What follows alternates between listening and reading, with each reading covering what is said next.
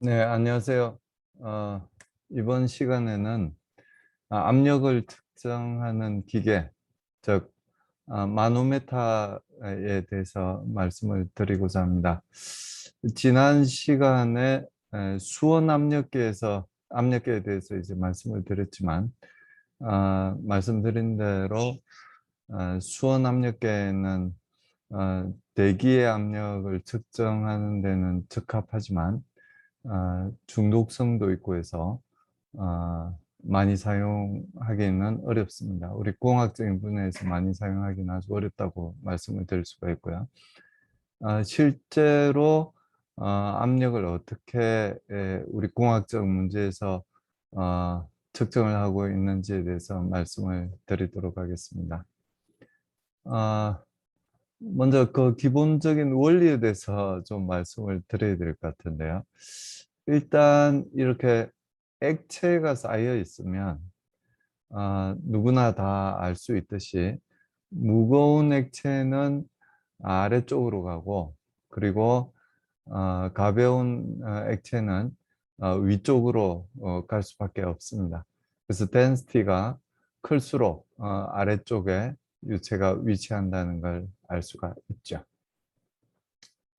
아, 여기 보이는 그림과 같이 요 중에서는 제일 가까운 오일이 제일 위에 떠 있고요. 그 위에는 알고 있는 압력 P1, 즉 대기압이 되겠죠. 대기압이 있다고 생각하시면 되고, 이 오일이 있고 그 밑에는 물, 그 밑에는 그리셀린, 그리고 수원이 가장 무거우니까 수원이 가장 아래쪽에 위치하고 있는 걸 알 수가 있습니다. 요 레벨 G5, Z5라고 표현되어 있는 이 높이에서는 이 모든 유체가 이 G5라고 하는 요 선을 누르고 있는 걸 알 수가 있습니다. 그래서 위에 대기압이 일단 누르고 있고요. 그리고 또 그 밑에 오일도 역시 위에 쌓여 있기 때문에 중력에 의해서 누르는 힘을 받을 수밖에 없습니다. 물이나 그리셀린, 수원도 마찬가지죠. 전부 이 면을 다 누르고 있습니다. 그래서 이 그러니까 Z4에서 Z5까지 이 사이에 쌓여 있는 유체의 density가 rho m이라고, 수원의 density라고 이렇게 디파인을 했고요. 거기에 gravity를 이렇게 곱해주면 rho m 곱하기 g를 해주면 이 수원이 중력에 의해서 G5라는 요 면을 누르는 힘이 된다는 걸 알 수가 있죠. 그리고 쌓여져 있는 두께가 Z5에서 Z4까지 요 차이를 빼주면 결국 요 하중이 이 수원에 의한 하중이 요 Z5라는 면을 누르는 압력을 구할 수가 있게 됩니다. 그래서 사실 여기 단면적 A가 곱해지게 되면 A와 이 가로 안에 있는 값이 곱해져서 최적이 되고요. 이 최적의 density를 곱해주면 질량이 되게 됩니다. 거기에 질량 곱하기 gravity를 해주면 이 중력에 의해서 받는 힘이 되겠죠. 근데 압력은 이제 단위 면적당 힘이니까 양변을 A로 나누어 주게 되면 이 P4에서 P5 사이에 얼마나 압력이 증가했는지를 구할 수가 있게 됩니다. 요 사이 이 그리셀린에 의해서 이 Z4에 미치는 영향도 역시 똑같이 구할 수가 있어요. P4-P3를 하면 되는데요. 역시 만약에 양변에 단면적 A가 곱해져 있다고 생각을 하면 A 곱하기 Z4-Z3를 해주면 최적이 되겠죠. 거기에 로지를 곱해주면은 이 그리셀린의 질량이 됩니다. 거기에 그래비티를 곱해주니까 이 그리셀린에 의해서 이 Z4를 누르는 힘이 되겠죠. 그리고 양변을 A로 나누어 주게 되면 요 사이에서 이 그리셀린이 요 면을 누르는 힘이 되겠죠. 물론 요 힘은 이 Z5도 눌러주게 됩니다. 위에 있으니까 이 머큐리에 의한 이 하중뿐 아니라 그리셀린에 의한 하중도 요 면에는 전부 더해지게 되는 거죠. 이런 식으로 각 영역 G1에서 G2까지는 이렇게 오일에 의해서 누르는 힘을 구할 수 있고요. 물에 의해서 누르는 힘은 이런 식으로 구할 수 있고, 그리셀린과 머큐리에 의해서 누르는 힘을 이렇게 구할 수가 있습니다. 그래서 결국 이 P5, 즉 Z5에서의 압력을 구하기 위해서는 이 모든 값들을 다 더해주면 좌변에서는 P5-P1만 남게 돼요.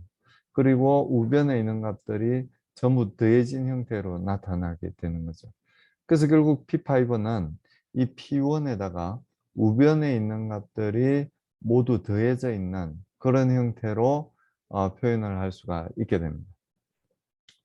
그래서 우리가 압력이 얼마나 빠르게 증가하는지 한번 생각을 해봅시다.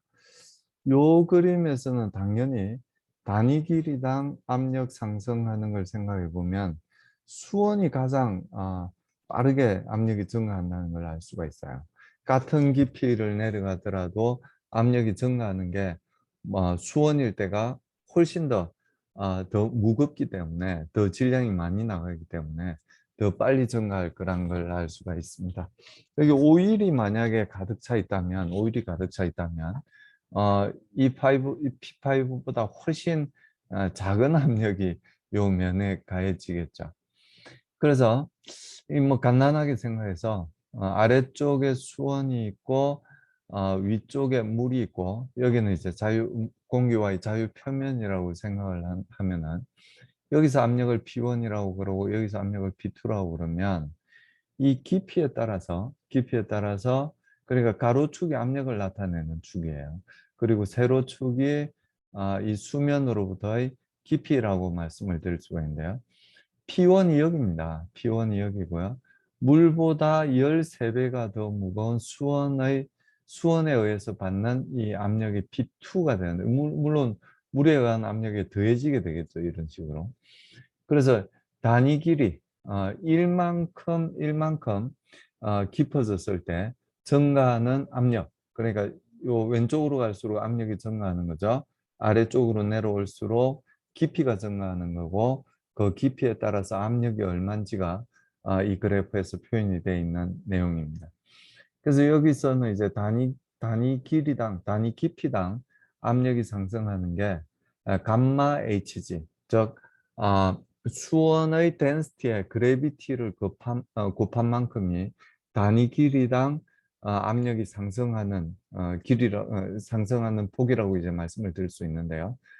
그러니까 이 감마 Hg가 단위 깊이당 압력 상승분이기 때문에 얼마나 깊이 들어갔는지를 곱해주면 그 사이에서 압력이 얼마나 커졌는지를 우리가 알 수가 있게 됩니다. 물의 경우에는 훨씬 이 감마 H2O가 작죠. 그래비티는 똑같이 작용을 하지만 덴시티가 13배 정도 차이가 나기 때문에 물에서는 단위 길이를 내려갈 때 압력이 요만큼밖에 상승하지 않아요. 요만큼밖에 상승하지 않습니다. 그래서 요 길이를 보시면 이 감마 HG가 훨씬 크죠. 13배 큽니다, 사실.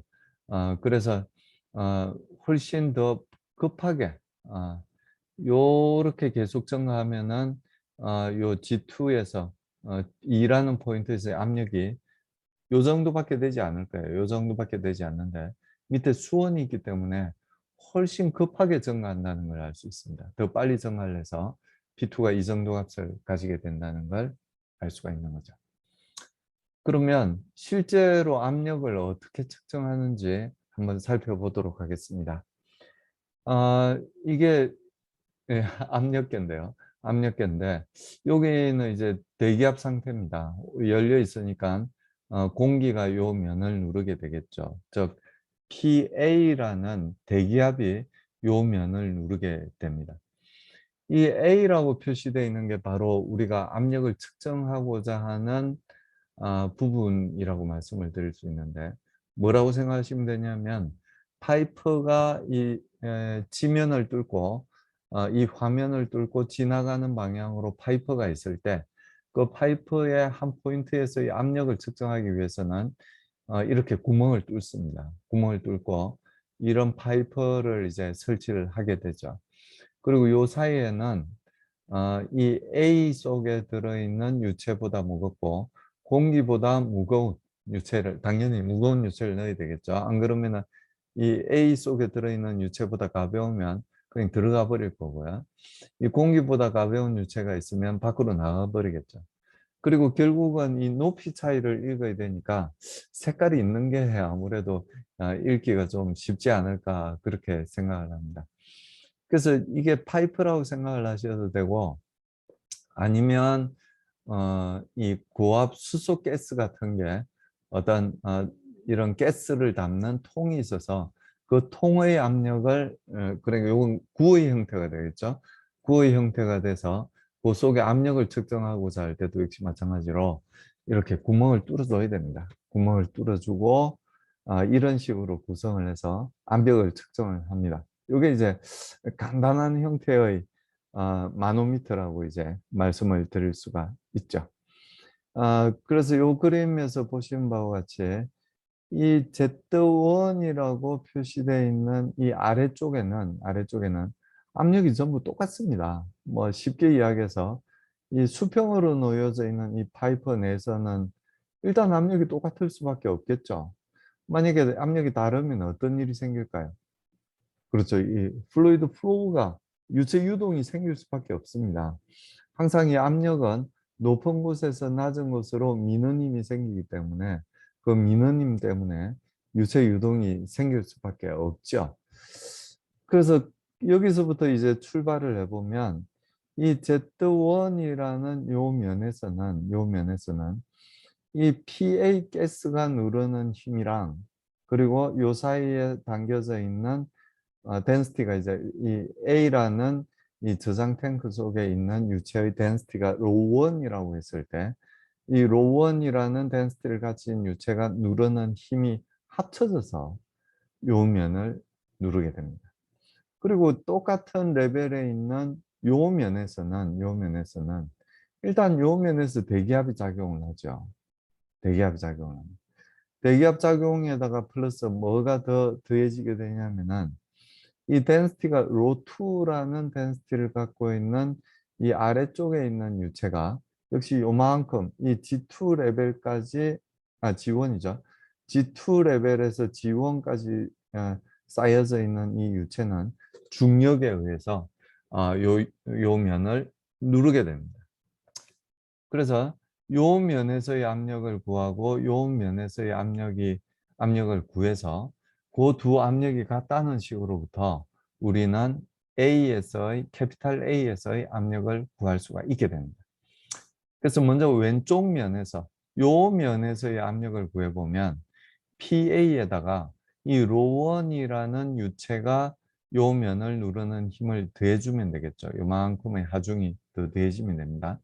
그래서 제일 첫 번째 식과 같이 PA에다가 요 유체가 이 ρ1이라는 덴시티를 갖고 있는 유체가 요 면을 누르는 힘, 즉 ρ1 곱하기 G를 해주면 거기에 이제 최적을 ρ1 곱하기 요 최적, 그러니까 여기 단면적에다가 요 높이, 여기서는 이 델타 Z A1이라고 이제 표시되어 있는 이 높이를 곱해주면 부피가 되겠죠.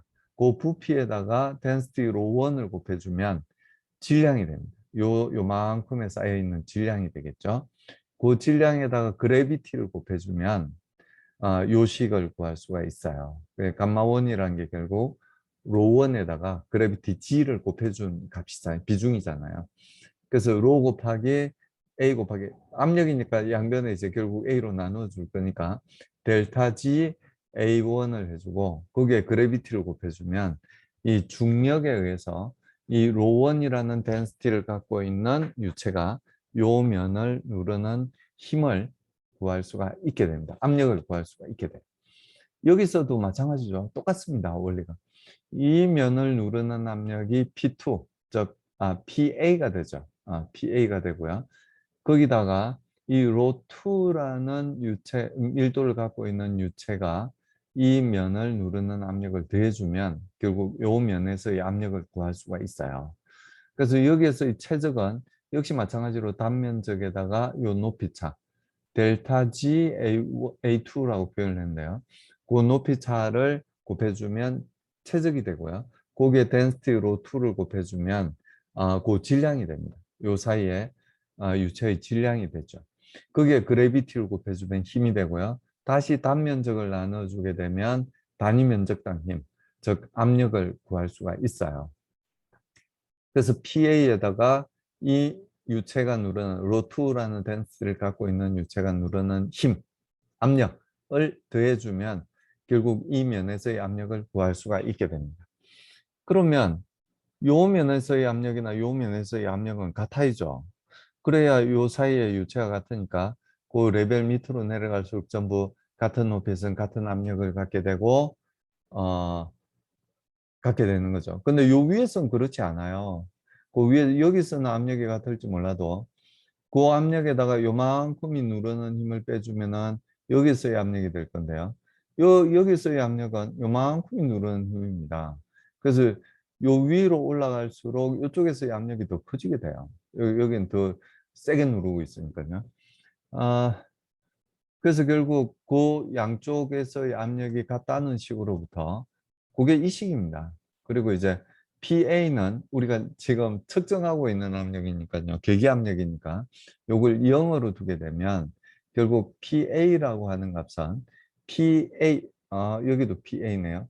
여기 P 캐피탈 A라고 하는 값은 이 PA와의 차이를 의미를 하게 돼요. 이 PA 대기압에 비해서 얼마나 높은지를 표현하는 값이 이 P 캐피탈 A가 됩니다. 그래서 앞서도 말씀드렸지만 이 우리가 측정하는 압력은 계기 압력은 대기압과의 차이로서 표현을 한다는 그 말씀을 한 번 더 기억하시기 바랍니다. 그래서 요 두 값을 이제 더해주면 되는 거예요. 더해주면 되는. 그래서 요렇게 이제 표현을 할 수가 있게 되는 거죠. 물론 여기는 마이너스 부호가 붙는 게 당연합니다. 여기도 P1이고 여기도 P1이고 두 값이 같다는 식으로부터 이 PA를 구하는 거니까요. 양변에 이 값을 빼주게 되는 거죠. 그래서 요런 식으로 구할 수가 있게 됩니다. 그래서 한 가지 이제 빼먹은 게 이제 요 같은 높이에서 같은 위치에 정지 상태에 있는 유체에서 이 동일한 높이에 있으면 같은 압력을 가져야 된다는 말씀을 빼먹었는데 우리 이건 뭐 잘 알고 계시리라고 생각을 합니다. 우리가 아주 옛날부터 들어왔던 파스칼의 원리죠. 물론 뭐 G1이라는 레벨 위에서는 이 같은 물질이 아니에요. 여기가 같은 물질이 아니기 때문에 그게 적용이 될 수 없지만 요 아래쪽에 G1 아래쪽에서는 같은 높이이기 때문에 같은 물질이기 때문에 같은 높이라면은 같은 압력을 가질 수밖에 없습니다. 요 그림은 이제 어떤 파이프 속에 유동이 지나가고 있고요. 요 사이에 유량을 컨트롤해 주기, 주로 이제 유량이죠. 유량을 컨트롤해 주기 위한 디바이스가 놓여져 있을 때, 이 A와 B 사이에 압력을 얼마나 떨어뜨려 주는지, 결국은 이제 압력을 여기서 잡아먹어야만, 압력을 소비해야만, 원래 이제 유동이 이렇게 흐른다는 이야기는 이 좌측이 화면의 좌측 부분이 압력이 높아져 있는 상태이기 때문에 즉 펌핑을 해서 이 좌측의 압력이 높아져 있는 상태이기 때문에 이쪽은 이제 주로 대기압이에요. 대기압 쪽으로 흘러갈 때 그 압력 차이에 있어서 한자로는 이제 차압이라고 이야기하는데요. 그 차압에 의해서 좌에서 우로 이렇게 흘러가는 거죠. 근데 만약에 이제 유량을 좀 줄이고 싶다. 우리 수도꼭지에서 나오는 물의 양을 줄이고 싶다. 그럼 여기에 밸브 같은 플로 디바이스를 설치하게 됩니다. 그래서 여기서 압력을 많이 강화시켜주면 강화시켜줄수록 유량이 줄어들게 되는 거죠. 이걸 활짝 열어주면, 플로 디바이스를 활짝 열어주면 여기서 압력 강화가 얼마 안 생겨요. 그러니까 이게 아예 없을 때는 여기 펌프에서 가해주는 압력하고 대기압하고의 차이에 의해서 유동이 이제 흘러가게 되는 유량이 이제 유동이 흘러가게 되는데요. 여기 플로 디바이스를 설치를 하게 되면 실제로 쓸 수 있는 압력은 여기에서 먹은 압력을 뺀 나머지 압력, 그러니까 이 왼쪽에서의 압력과 오른쪽의 압력의 차이에서 이 플로우 디바이스에서 먹는 압력을 빼준 압력만큼만 압력 차이가 존재하게 되고요. 그만큼만 이제 유량이 흘러가게 됩니다. 그래서 유량이 줄어들게 되는 거죠. 여기서 이제 압력을 강화시켜 줘야만 유량이 줄어들게 됩니다. 뭐 밸브를 생각하시면 뭐 좋을 것 같아요. 벤출이나 뭐 그런 경우도 여기서 압력을 잡아먹긴 하지만요. 일단은 밸브 같은 걸 생각하시면 될 것 같습니다. 그래서 이 플로우 디바이스가 압력을 먹기 전에는 큰 압력을 갖고 있겠죠. 그래서 여기를 당연히 세게 밀고 있을 거예요. 그리고 여기는 플로우 디바이스가 압력을 갖다 강화시키고 났으니까 압력이 많이 줄어들었겠죠. 그러니까 누를 수 있는 힘이 약해요, 이렇게. 그래서 조금만 이렇게 내려가게 됩니다.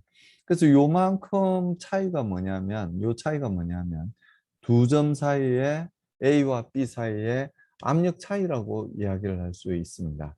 이 압력 차이가 크면 클수록, 즉 플로우 디바이스를 많이 잠그면, 밸브를 많이 잠그면 잠글수록 요 차이가 더 커지게 된다는 이야기죠. 완전히 잠그면 어떻게 될까요? 그럼 여기는 이 펌프에서 가해주는 압력이 그대로 작용을 하게 될 거고요.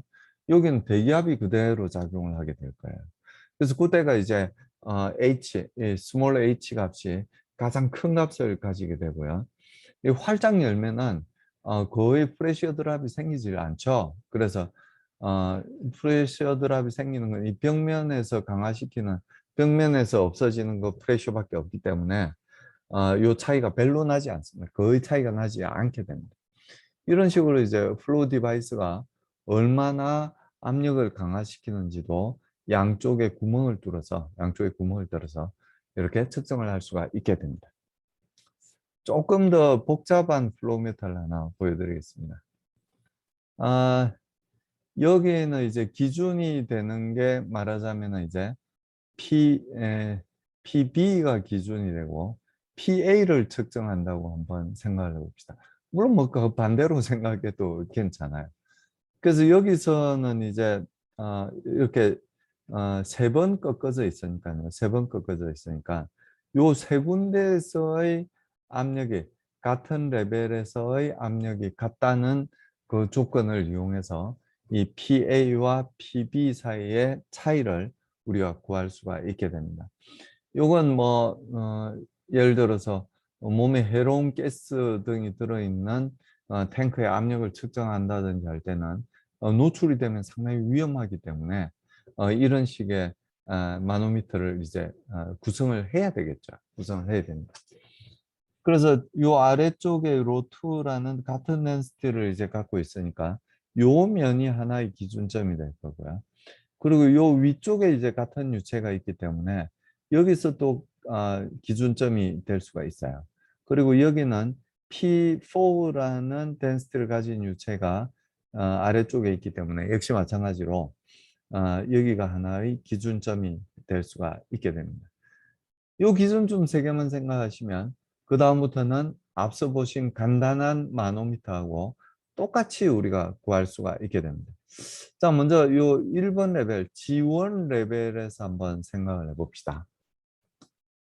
요 G1 레벨에서 이 좌측에 있는 요 면에서의 압력은 이 PA에다가 이 로원이라는 덴시티를 갖고 있는 이 유체가 누르는 힘을 더해주면 요 면에서의 압력을 구할 수가 있어요. 요게 이제 가운데 항이죠. 요 항입니다.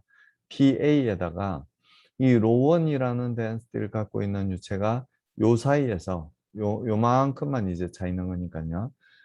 그만큼이 이 G1이라는 면을 누르는 힘을 더해주면 됩니다. 그리고 요 면에서는 마찬가지로 이 P2가 얼마인지는 모르겠지만 이 P2에다가 이 로2라는 덴시티를 갖고 있는 유체가 요만큼 쌓여 있죠. 그래서 요 유체가 이 면을 누르는 힘, 압력을 이렇게 더해주면 됩니다. 그래서 요 두 식으로부터 PA를 P2에 관해서 이렇게 표현을 할 수가 있게 되는 거죠. 이렇게 표현을 할 수가 있게 됩니다. 그리고 이 두 번째 면 G2에서는 어, 먼저 요 면을 먼저 살펴봤네요.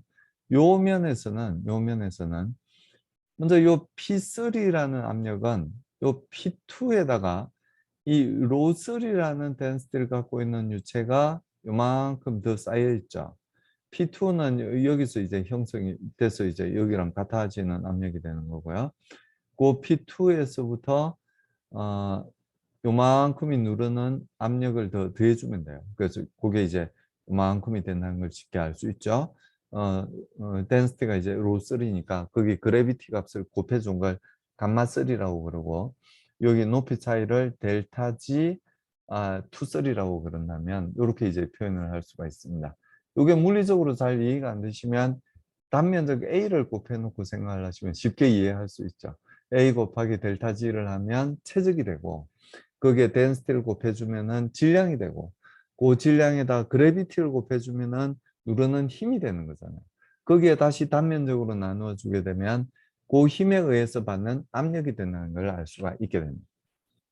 그리고 요 오른쪽 면, 요 면에서의 압력은 역시 PB에다가 요만큼의 유체가 요 면을 누르는 압력을 더해주면 돼요. 그래서 여기 이제 덴시티가 로4라고 이야기를 했으니까 거기에 그래비티 곱해준 값을 감마4라고 그러면 감마4에 델타 G B3를 해주면 요게 이제 이 면 그러니까 G3라는 위치와 레벨과 이 센터 이 B의 센터 사이에 높이 차이를 곱해주면 되는 거죠. 그래서 요 식으로부터 P2를 우리가 구할 수가 있어요. 그러니까 P2를 PB에 대해서 표현을 하는 거죠. 뭐 양변의 요값만 빼주면 되겠네요. 빼주면 요 식을 구할 수가 있게 됩니다. 그리고 이제 궁극적으로 우리가 알고 싶었던 이 PB에 대해서 PA가 얼마나 큰지를 구하기 위해서는 요 P2 대신에 요 P2는 이제 요 우변에 있는 항이랑 같으니까요. 이 우변에 있는 값을 요 P2 자리에 싹 대입을 해주게 되면 요 식을 이제 우리가 구할 수가 있죠. 그래서 식이 아주 복잡해 보이지만 이 식을 잘 보시면 쉽게 이해할 수 있어요. 요 PA라는 압력은 요 PB에다가 요만큼 압력을 더해 주는 거예요. 요만큼. 그게 요만큼 압력을 더해 주는 거죠. 그럼 이제 그 압력은 요 압력이 되는 거잖아요. 그 압력에다가 다시 요만큼 압력은 받지 않으니까 빼주면 여기서의 압력을 구할 수 있죠. 요만큼을 빼준다는 이야기예요. 요만큼을 빼주면 이 압력에다가 그러니까 PB에다가 요만큼 압력을 더해줬잖아요. 그럼 여기서의 압력이 되고 여기서의 압력은 여기서의 압력하고 같고 이 압력에다가 요만큼 누르는 힘을 빼주게 되면 여기서의 압력이 돼요. 그래서 요만큼이 그러니까 뭐냐면은 PA하고 PB 사이에 차이가 되죠. P2 사이의 차이가 됩니다. 그리고 요 P2는 여기서 와갖고 이 P1 여기서의 G1에서의 압력은 요만큼을 다시 더해줘야 되겠죠. 즉 얘를 더해주게 됩니다. 그리고 다시 여기 PA에서의 압력을 구하기 위해서는 요만큼 압력을 빼줘야 되겠죠. 요만큼이 누르는 힘은 여기서는 받지만 여기서는 같은 레벨이기 때문에 받지 않아요. 그래서 빼주면 된다는 걸 알 수가 있게 됩니다. 그래서 우리가 차근차근 그 압력의 원리에 대해서 생각을 하자면 쉽게 이 원리에 대해서 우리가 이해를 할 수가 있게 됩니다. 이 다음은 이제 예제입니다. 금방 이제 간단한 그 마노미터에서 이제 설명을 드린 내용과 이제 똑같은데요. 이렇게 워터 플로우 그러니까 물이 위에서 아래로 이제 지나가고 있습니다. 여기 위에서 아래일 수도 있고 수평으로 이렇게 지나갈 수도 있는데 이렇게 지나가고 있고요. 이 A에서의 압력을 우리가 구하기를 원하는 거예요. A에서의 압력. 근데 여기는 이제 대기와 뚫려 있는 게 아니지만 대기와 뚫려 있는 거는 상관이 없죠. 왜냐하면 여기서는 대기압이 주어진 게 아니고 B에서 B에서의 압력이 주어져 있어요. 1기압보다 작은 87kPa이라는 압력이 여기에 가해지고 있는 거죠. 여기도 마찬가지예요. 여기 4cm라고 다소 좀 부정확하게 이제 표현되어 있지만 요 4cm라고 표현되어 있는 요 레벨에서 먼저 생각을 합니다. 요 레벨에서 먼저 생각을 하게 되고요. 요 레벨에서는 압력이 같을 수밖에 없어요.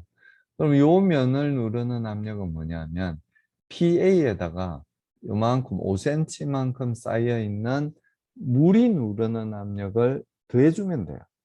그 압력하고 뭐하고 같아야 되느냐면은 이 B에서의 압력에다가 이 SA35일이 6cm만큼 누르는 압력, 그리고 요 차이만큼, 여기 4cm 들어져 있으니까 결국 7cm가 되겠죠. 요 7cm만큼 수원이 누르는 압력을 더해주게 되면 요 라인에서, 이 같은 레벨에서의 압력을 구할 수가 있게 됩니다. 그래서 그 두 압력이 같다는 식으로부터 우리는 A에서의 압력을, 캐피탈 A에서의 압력을 B에 비해서 얼마나 더 큰지를 알 수가 있게 돼요. 더 크다고 단정적으로 이제 말씀드리는 게, 요 레벨 자체가, 이 수원의 레벨 자체가 요쪽이 더 낮잖아요. 그래서 더 세게 누르는 거죠. 물론 뭐 오일이 더 가볍긴 하지만 더 세게 누르고 있는 거잖아요. 그래서 요쪽이 압력이 PA의 압력이 더 크다고 이제 예측을 하는 거죠. 그래서 물의 비중은 요 정도 되고요. 수원의 비중은 13배보다 더 크네요. 13배 이상 더 큰 요 정도의 비중을 갖고, 오일은 이제 물보다 좀 가볍죠. 그래서 요 정도 압력을 갖게 됩니다. 그래서 PA에다가 요런 값들을 더해주고 빼주게 되면 PA에다가 요걸 더해주고 요만큼 수원이 누르는 힘을 빼주고 요만큼 오일이 누르는 압력을 빼주게 되면 PB에서의 압력이 되겠죠. 거꾸로 이야기하면 PB에서의 압력에다가 오일이 요만큼 누르는 압력을 더해주고 수원이 요만큼 누르는 압력을 더해주면 요 레벨에서의 압력이 되겠죠. 거기다가 물이 요만큼 누르는 압력을 빼주게 되면 PA, 즉 A에서의 압력을 구할 수가 있게 됩니다. 그래서 요게 이제 식으로 나타낸 거죠. 뭐 어느 쪽으로 생각해도 상관없어요. PA를 중심으로 생각해도 되고, 요건 PA에서부터 출발한 거죠. PA에서 출발해서 요걸 더해주고 요걸 빼주고 요걸 빼주면 PB가 된다는, 요걸 더해주고 요걸 빼주고 물을 더해주고 수원을 빼주고 다시 오일을 빼주게 되면 B에서의 압력이 된다는 식이고요. 뭐 반대로 생각해도 돼요. PB에다가 오일을 더해주고 수원을 더해주고 물을 빼주면 A에서의 압력이 된다고 생각을 하면 됩니다. 그래서 요 식으로부터 우리 값은 이제 다 알고 있으니까요. 그 값들을 이제 대입을 해주게 되면 PA 값을 구할 수가 있게 됩니다. 즉 96.4kPa. 우리가 원래 생각했던 대로 이 오일의 압력은 지금 87kPa이라고 그랬잖아요. 87kPa보다 10kPa 더 많은 값을 구할 수가 있게 되는 겁니다. 이게 이제 압력계에 대해서 말씀드린 거고요. 이제는 예, 압력 중심, 이 평면에 작용하는 정수력인데요. 이 평면에 이 정수력이 작용함으로써 이 압력 중심이라는 개념, center of gravity라는 말, 무게 중심에 대해서는 많이 들어보셨을 건데요. center of gravity가 아니라 center of pressure라는 개념을 말씀을 드리려고 그럽니다. 요게 이제 옆에서 본 우리가 이 물체의 단면이에요. 물체의 단면이고, 요걸 요 방향, 요 화살표 방향에서 바라보면은 이런 모양으로 생겼습니다. 자, 우리가 먼저 생각해 봐야 될 게 이 센터 오브 그래비티에 대해서 먼저 생각을 해봐야 돼요. 이 중력은 요 위쪽에 있는 물질이나 아래쪽에 있는 물질이나 똑같이 작용을 합니다. 그래서 센터 오브 그래비티를 구할 때는 이 질량에 대해서 우리가 전혀 고려를 할 필요가 없어요. 질량에 대해서 고려를 할 필요가 없는데 이 센터 오브 프레셔는 말 그대로 이 평면 전체에 분산된 힘 프레셔가 이 면에 작용을 하고 있는데요. 그 면이 한 점에서 작용을 하면 어떤 점에서 작용을 할 거냐 하는 게 바로 센터 오브 프레셔입니다. 그러니까 이 중력에 의해서 받는 힘이 한 점에서 작용을 하게 되면 어, 이 받는 힘 그러니까 똑같이 이제 회전시키는 힘이 있을 건데요. 어, 똑같은 회전시키는 힘이 작용될 수 있는 점이 뭐냐면 센터 오브 그래비티잖아요. 그래서 이 센터 오브 그래비티를 생각할 때 중력에 의해서 받는 힘을 생각을 해야 되는데 그건 아래쪽이나 위쪽이나 받는 힘이 똑같다는 이야기예요. 질량이 똑같으면 똑같다는 이야기예요. 근데 센터 오브 프레셔는 조금 상황이 다릅니다. 왜? 아래쪽에 있을수록 더 큰 힘을 받잖아요. 더 큰 프레셔를 받잖아요. 그래서 이 센터 오브 프레셔 자체는 센터 오브 그래비티보다 더 아래쪽에 있을 수밖에 없어요. 더 아래쪽에 있을 수밖에 없습니다. 자, 그래서 이 한 점에서 이 분산된 압력이 한 점의 힘으로서 작용을 한다면 그러니까 여기 회전축이 요점이라고 생각을 합시다. 요점이었을 때 이 분산된 힘에 의해서 회전시키는 힘이 있을 거잖아요. 이 중력에 의해서 회전시키는 힘이 있을 거잖아요. 그럼 중력에 의해서 회전시키는 힘이 요점에 전부 토탈 폴스가 넷 폴스가 요점에 가해진다면 요점에 대해서 회전시키는 힘이 똑같다는 이야기. 분산된 이 질량에 의해서 이 점에 대해서 이 회전축에 대해서 회전시키는 토크나 힘이나 이 한 점에서 작용을 할 때 회전시키는 힘이 똑같아야 된다는 그 센터 오브 그래비티의 데퍼니션으로부터 센터 오브 그래비티를 구할 수 있는 거잖아요. 똑같아요. 이 센터 오브 프레셔도 마찬가지로 이 프레셔가 이제 분산돼 있잖아요. 여기서도 프레셔가 작용하고 여기도 프레셔가 작용을 하고요. 근데 이 중력에 대해서는 요 위쪽이나 아래쪽이나 똑같은 힘이 작용을 해서 그 식대로 이제 우리가 정리를 하면 되는데요. 센터 오브 프레셔는 똑같은 단면적이라고 할지라도 아래쪽에 있는 단면적이 더 큰 힘을 받게 된다는 이야기입니다. 근데 중력에 의해서 받는 힘은 그렇지 않죠. 똑같은 단면적이라면 똑같은 질량을 가지게 되고 똑같은 힘을 받을 수밖에 없어요. 그래서 센터 오브 그래비티하고 센터 오브 프레셔의 위치가 금방 말씀드린 대로 다를 수밖에 없다. 센터 오브 프레셔가 더 아래쪽에 있을 수밖에 없다. 왜? 중력에 의해서는 똑같은 힘을 받는데 똑같은 단면적이라면 똑같은 힘을 받는데 프레셔라면 똑같은 단면적에 대해서 아래쪽에 있을 때 더 큰 힘을 받게 된다는 이야기예요.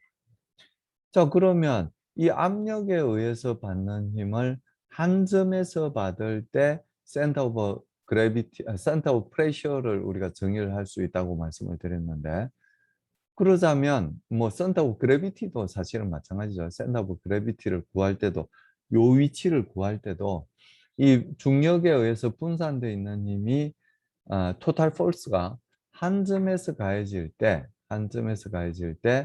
어떤 점이냐 하는 거예요. 이 같은 모멘트를 만드는 게 어떤 점인가 하는 게 바로 센터 오브 그래비티잖아요. 그래서 이 토탈 폴스를 어쨌든 구해야 됩니다. 지금은 이제 압력 중심에 대해서 이야기를 하는 거니까 압력에 의해서 요 면 전체, 요 위에서 보면 요런 면이 되겠죠. 요 면 전체에 작용하는 압력을 구하게 됩니다. 어떻게 구하냐? 쉽죠? 여기 작은 면적 DA를 잡습니다. 작은 면적을 DA를 잡아서 이 면에 작용하는 힘은 어떻게 구하나요? 요 면에 작용하는 압력을 곱하면 돼요. 즉 P 곱하기 DA를 하면 이 작은 면에 작용을 하는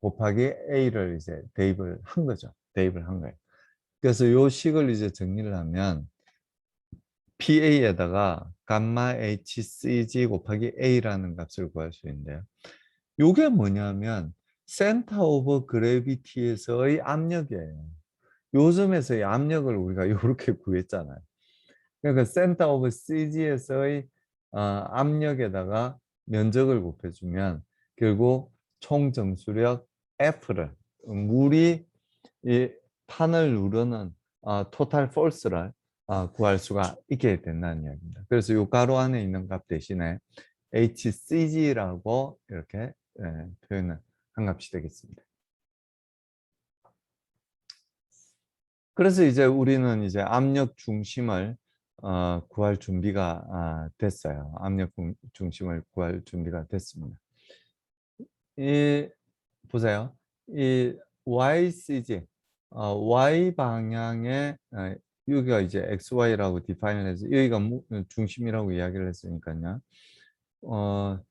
이 센터 오브 그래비티에서 Y 방향으로 얼마나 떨어져 있고 X 방향으로 얼마나 떨어져 있는지를 구하려고 그러는 겁니다. 그래서 그 점이 어딘지는 모르겠지만 센터 오브 프레셔가 어느 점인지 모르겠지만 거기에 토탈 폴스가 가해지게 되면 회전시키는 힘이 Y 방향으로 이렇게 떨어져 있고 요렇게 그러니까 요렇게 회전시키는 힘이 되겠죠. 요렇게 회전시키는 힘이 F 곱하기 YCP가 될 거란 이야기예요. 요 길이만큼을 곱해주게 되면 회전 모멘트를 이제 구할 수가 있겠죠. XCG도 마찬가지예요. 토탈 폴스가 요 점에서 가해질 때 요렇게 회전하는 힘이 생기겠죠. 요렇게 회전은. 그러니까 여기서 보면 요렇게 하니까 아, X축 길이만큼 그러니까 위에서 봐야 되겠네. 요렇게 회전하는 요 판에 대해서 회전하는 요 방향으로 회전하는 힘이 생길 겁니다. 그때는 이제 캐피탈 F 곱하기 XCG가 되겠죠. 그래서 YCP부터 우리가 살펴보면 요렇게 요 그림을 보셔야 돼요. 요 단면 아니고 요 단면을 생각했을 때 요렇게 회전하는 그 회전력을 우리가 생각을 해야 되겠죠. 그래서 한 점에서 그게 작용할 땐 이렇게 되고요. 분산된 힘에 의해서 여기 작은 면적 dA를 잡게 되고 그 작은 면적에 압력이 작용하겠죠. 그러면은 이 P 곱하기 dA를 해주면 이 작은 면적 dA에 작용하는 힘이 될 거고요. 그 회전 모멘트는 그 포인트, 그 DA가 위치한 포인트에서의 Y를, 요 길이를 곱해주면, 여기서 보는 요 면에서의 좌에서 우로 회전하는 회전 모멘트를 구할 수가 있게 되겠죠. 구할 수가 있게 됩니다. 그래서 그걸 나타내는 식이 요 항이에요. 그래서 그 다음부터는 쉽죠. 이 프레셔를 높이에 대해서 표현을 하는 거고요. 그리고 높이가 아니라 수면에서의 깊이. 그럼 이 수면에서의 깊이를 다시 이 제타. 이 제타로 다시 표현을 하게 됩니다. 제타 곱하기 사인 세타를 하면은 H를 구할 수 있으니까요. 그런 식으로 이제 식을 정리시켜 나가면 되는데요. 요 PA는 DA가 어디에 있든지 간에 일정한 값이에요. 그래서 요 PA는 그냥 상수항으로 남게 되고 요 첫 번째 항은 Y 곱하기 PA라고 표시되어 있는 이 첫 번째 항은 인테그랄 YDA로 정리가 되게 됩니다. 요 회전축으로부터 거리가 이제 Y가 요건 틀렸어. 이 y는 뭐냐면 이 회전축으로부터의 좌표가 아니죠. y는 뭐냐면 요 점에서부터의 이 센터 오브 그래비티가 원점이 되는 요 포인트에서부터의 좌표예요. 그래서 무게중심의 그 정의에 따라서 인테그랄 YDA를 하면 그러니까 여기 작은 YDA를 잡고 거기에 Y를 곱해줘서 더해주고 그 다음에 다른 포인트, 다른 DA에서 또 Y를 곱해서 더해주고, 그렇게 해서 전 면에 걸쳐서 다 더해주게 되면 제로가 되게 돼요. 만약에 이게 0이 안 되면 왜 0이 안 되겠어요? 센터 오브 그래비티를 잘못 구하면 0이 안 되겠죠. 이 회전축에서부터 인테그랄 y dA를 하면 절대 y가 0이 될 수가 없어요. 근데 센터 오브 그래비티의 원점을 잡았기 때문에 인테그랄 y dA를 하든 인테그랄 x dA를 하든 그건 0이 되는 거죠. 0이 되는 거죠. 그리고 두 번째 항에서도 y 곱하기 감마 곱하기 제타 곱하기 사인 세타 항도 마찬가지예요. 이 감마 곱하기 사인 세타는 감마하고 사인 세타는 이 DA의 위치에 따라서 변하는 값이 아니죠. 감마는 그냥 물의 비중인데 그게 왜 변하겠어요? 변하지 않습니다. 그래서 요 감마하고 사인 세타는 인테그랄 기호 앞으로 나오게 되고요. 그리고 나머지 이 DA의 위치에 따라서 바뀌는 값들. Y도 변하고 이 제타도 변하는 값이잖아요. DA를 여기 잡으면 Y가 더 작아질 거고요. DA를 여기 잡으면 이 Y가 더 커지게 되겠죠. 제타도 마찬가지예요. 제타는 여기서부터 거리를 나타내니까. 제타는 여기서 잡는 거하고 여기서 잡는 거하고 다르겠죠. 여기서 더 크겠죠, 당연히. 그래서 그걸 이제 그 항만 남게 되는 겁니다. 이렇게 그 항만 이렇게 남게 되는 거죠.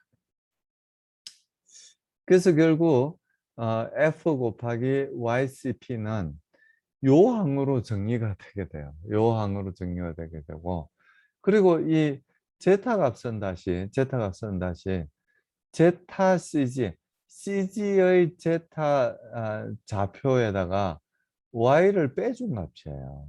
그러니까 제타에다가 아, 아, 이 제타는 센터 오브 그래비티에서의 제타에다가 그게 XY 좌표의 이 원점이잖아요. Y를 빼주게 되면 이 제타를 구할 수가 있는 거죠. 왜냐하면 제타는 여기서부터의 거리가 되고 Y는 이 센터 오브 그래비티에서부터 이쪽 방향이 플러스가 되는 거잖아요. 그래서 여기 마이너스 부호가 붙게 됩니다. 제타 CG는 여기서부터 여기까지의 거리가 되고요. Y는 여기서부터 이쪽 방향의 거리이기 때문에 만약에 여기 DA라고 표시되어 있는 요점에서의 제타를 구하려면 요 제타라고 표시된 걸 구하려면 제타 CG 즉 여기서부터 여기까지의 거리를 구한 다음에 요 거리가 Y죠. 플러스 Y죠. 그 플러스 Y를 빼줘야만 요점에서부터의 거리 제타를 구할 수가 있게 됩니다. 어, 그래서 이 제타 대신에 다시 제타 CG-Y를 대입을 하게 되는 거죠. 역시 마찬가지로 여기서도 요 값하고 Y제곱을 이제 분리를 하겠죠. 당연히 분리를 해야 되겠죠. 분리를 합니다. 그럼 제타 CG는 이제 콘스탄트 값이니까 첫 번째 항에서 제타 CG는 인테그랄 기호 앞으로 나오게 되고요. 인테그랄 YDA가 남게 돼요. 자, 근데 여기서 말씀드린 대로 인테그랄 YDA는 얼마예요, 값이? 0이죠. 이건 0이 됩니다. 그래서 결국 남는 건 아주 간단하게 요 값만, 두 번째 항만 남는 거예요. 요 값은 0이 아니거든요.